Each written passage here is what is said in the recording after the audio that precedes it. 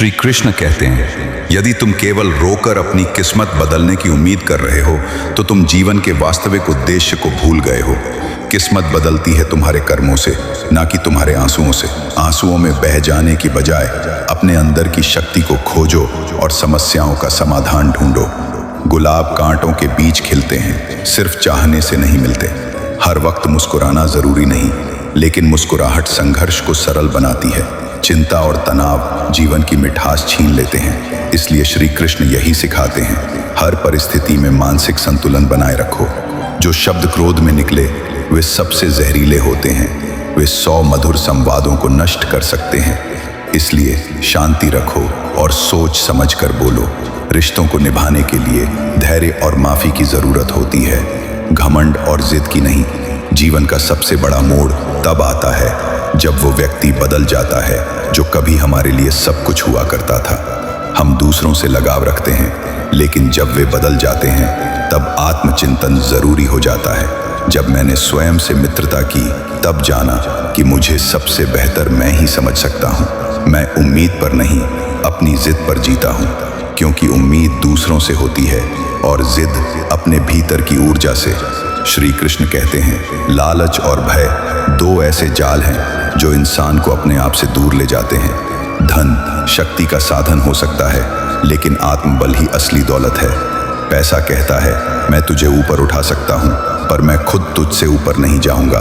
धन के पीछे मत भागो, बल्कि उस मूल्य के पीछे जाओ जो कभी गिरता नहीं। ये दुनिया उनकी कद्र नहीं करती जो सच बोलते हैं, लेकिन श्री कृष्ण कहते हैं, सत्य मार्ग कठिन जरूर है, पर अंततः वही जीतता है। जो लोग तुम्हें गिराने की कोशिश करते हैं वो दरअसल मान चुके होते हैं कि तुम उनसे ऊपर हो।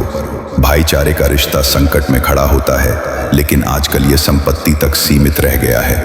वक्त बदलता है, लोग भी, लेकिन तुम्हारा कर्म ही तुम्हारी पहचान बनेगा। श्री कृष्ण कहते हैं, कभी अपने दर्द को हर किसी से मत बांटो, क्योंकि लोग संवेदना कम और मजाक ज्यादा उड़ाते हैं। संघर्ष वहीं दिखता है जहां चुपचाप लड़ाई लड़ी जाती है। प्रेम केवल भावनाओं से नहीं चलता, समर्पण और समझदारी भी चाहिए। भरोसा तोड़ने वाले सिखाते हैं कि अगली बार भरोसा सोच समझ कर करना चाहिए।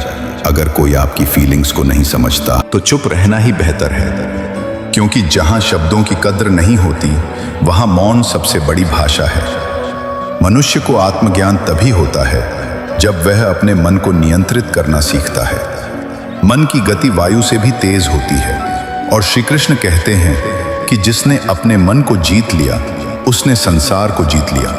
रिश्ते केवल उन लोगों से बनाएं जो आपके दुख में आपके साथ खड़े रहते हैं। जो लोग सिर्फ तब आते हैं जब उन्हें कुछ चाहिए, वे मित्र नहीं, अवसरवादी होते हैं। दुनिया वही है, लेकिन नजरिए से बदलती है। जो व्यक्ति अपने आप से संतुष्ट है वही दूसरों को भी सुख दे सकता है। भागवत गीता में श्री कृष्ण ने स्पष्ट कहा, मनुष्य कर्म करता जाए, फल की चिंता छोड़ दे, यही मार्ग है आत्मिक उन्नति का।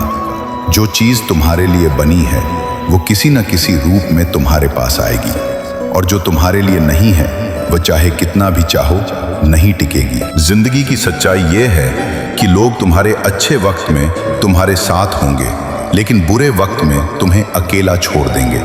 इसीलिए खुद को अपना सबसे अच्छा दोस्त बना लो। सच बोलने वालों को अक्सर गलत समझा जाता है, लेकिन वही लोग वक्त आने पर सबसे मजबूत सिद्ध होते हैं। पैसा भाषा नहीं बोलता, लेकिन उसका प्रभाव सब पर होता है। जो पैसों के लिए रिश्ते तोड़ते हैं वे कभी भी आत्मिक सुख नहीं पा सकते। वक्त सबसे बड़ा गुरु है।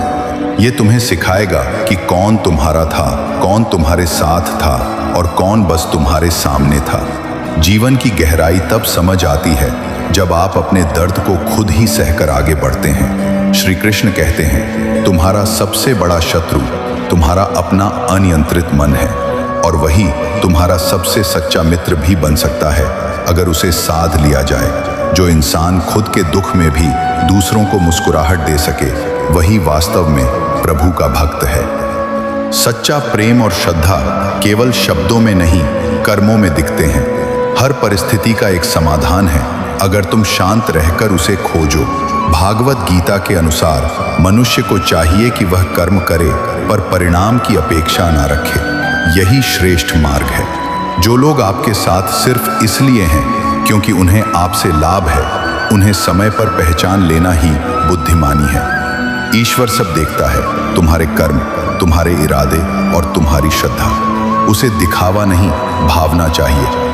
मनुष्य की पहचान उसके गुणों से होती है, कपड़ों, पद या संपत्ति से नहीं। जब तक तुम अपने अंदर की रोशनी को नहीं पहचानते, तब तक कोई दूसरा भी तुम्हें नहीं समझ सकता। परिवर्तन संसार का नियम है। जो चला गया उसे जाने दो, जो आ रहा है उसे स्वीकार करो। यही श्री कृष्ण का सार है।